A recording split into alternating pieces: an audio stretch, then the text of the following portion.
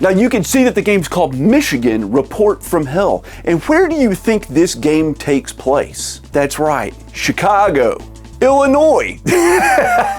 I thought this game was going to take place in like Detroit or something like that. Negatory. It takes place right outside of Chicago, Illinois, which is just so crazy. I guess they're talking about Lake Michigan, which I think is next to Illinois, but that was not what I was expecting. So in this, you're playing as a rookie cameraman for a news team, and you're reporting on the strange events around, like I said, Lake Michigan, and you end up having to run all around town to save all the staff of the news station. Now, I've never actually played a game like this before or ever seen anything like this game. You don't actually do anything as the main character in this, other than just you occasionally can push stuff out of the way by walking into it really fastly. What you do is you sort of direct the scenes. There's the sound guy, and then there's the news reporter, the anchor woman. It's always an anchor woman. And you just sort of point the camera at them. This includes interacting with items and having them shoot enemies. You don't do it yourself. You just point the camera at what they're supposed to focus on. And finding the enemies in this is very strange because it's weird to me that every camera person carries around a firearm with them.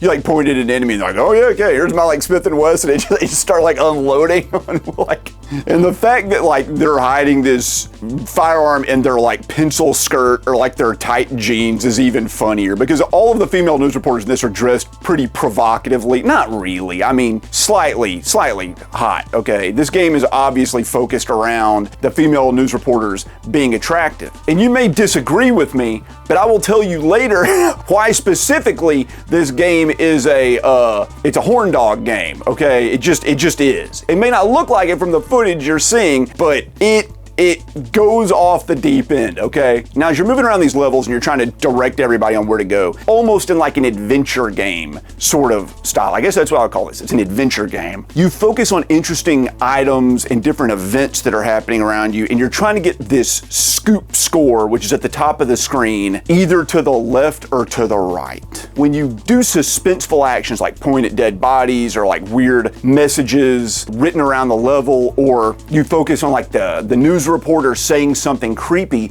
the suspense score goes up. Now, this is a Suda51 game. If you guys don't know who Suda51 is, he did Shadows of the Damned, he did Lollipop Chainsaw. He is a video game auteur and a man of culture, as many would say, and that is highly prevalent in this game as well. See, on the left side of the bar, you have the erotic score. So as you're filming, if you decide to focus on things like looking up the camera woman's skirt or staring at her chest or things like that, heck, sometimes you even find pornography hidden on computers in the game and stuff. And if you just decide that that's what you want to focus on, well, that needle moves to the other side. You get the erotic score. I didn't understand that was even a thing you could do till 80% of the way through the game, so there's not a lot of footage of that. You're welcome. Like I said, I didn't know you could crouch down and stare at their butts, okay? And that's fine, all right? But I think it's weird that is 50% of the scoring, not a hidden Easter egg. That's the other half. You do one or the other. You do your job or you be a pervert.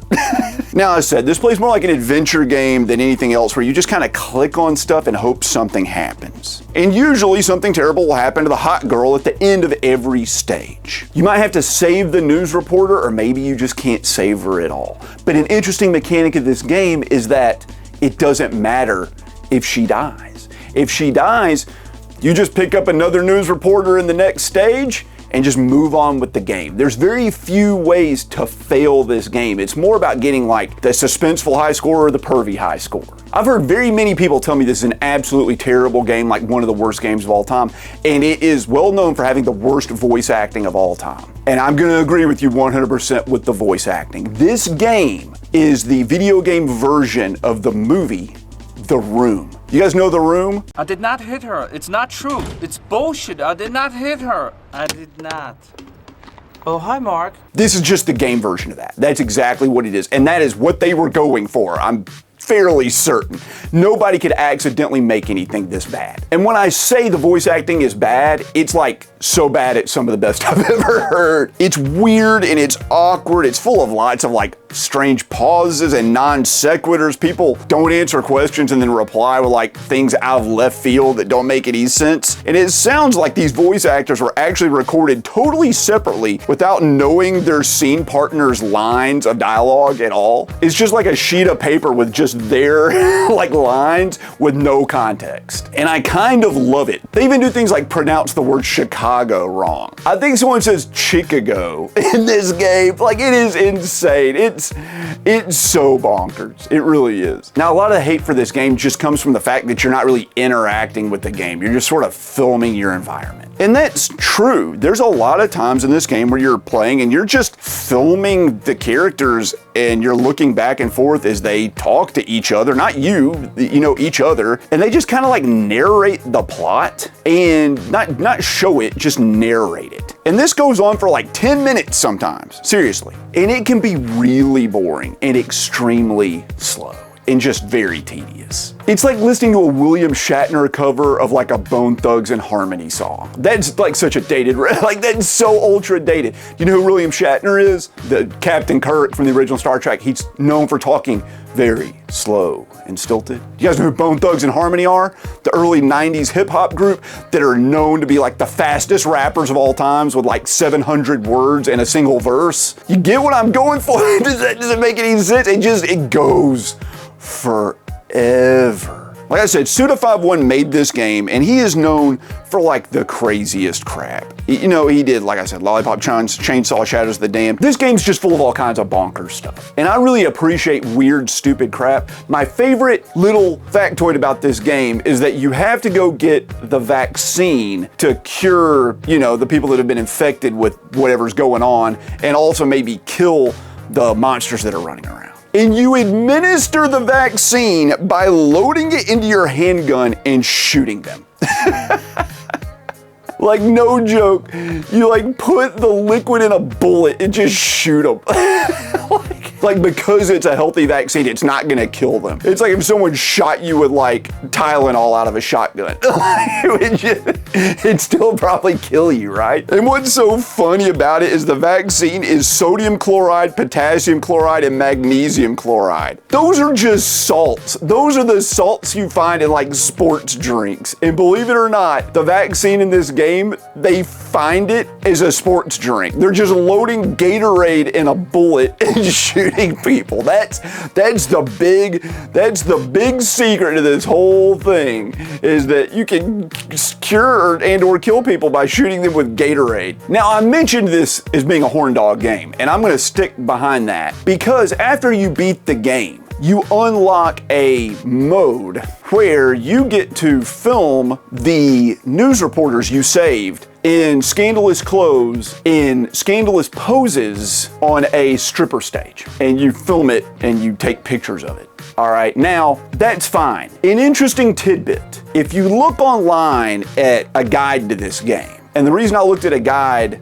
was because I couldn't figure out how to unlock this mode. And it told me I unlocked it. In the guide, it says that in the European release of this game that the mode is broken and you can't click on it. You can definitely click on it, okay? You just go to where it says like stripper mode or whatever it's called, and it's like grayed out and there's a question mark. If you just click on it, it just boots up even though it looks like it's not gonna boot up.